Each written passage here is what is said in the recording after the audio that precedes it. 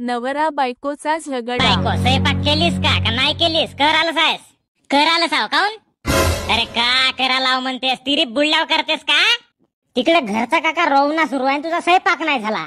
हा दंडात तर काही येस नाही. घरी राहते सुरू रोवणा आणि तुझा सुरू राहते झोपणा. झोपायला तुला सांगा नाही लागा, आता स्वयंपाक तर करून ठेव. काही जास्त नाही, 2 भाकरी बनव, बस खतम काम.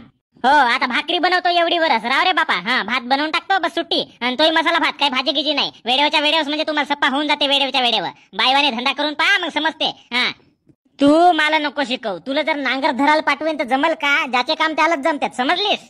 अरे तुला स्वतःचा काम स्वतःच चांगला नाही करताय का? तो स्वयंपाक बनवतेस एक धड्याच्या गतीचा.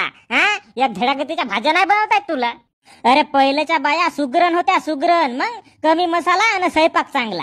आणि आताच्या बाया डब्बेच्या डब्बे मसाला आणि चव नाही कशाला. पहिल्याच्या बाईनं भाकर केलं तर ते भाकर नाही का हितभर फुग, आणि आताची भाकर कमी फुगते ना बनवणारीच जास्त फुगते.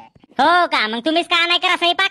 हो तर बाई मी तुला तेच गोष्ट सांगून राहिलो का, तू पहिला आपले काम स्वतः चांगले करायला शिक, समजलीस का? आमच्या माणसाकडे लक्ष नको देऊ. तुला नांगर धरायला जमत नाही आणि तू ते येऊ शकत नाही, राबू शकत नाही. घरचा स्वयंपाकच करू शकतेस, तोही धड नाही करू शकत, समजलीस का? म्हणून आपले काम आधी चांगले करायला शिक, मग दुसऱ्याला ते नाही शिकव, समजलीस?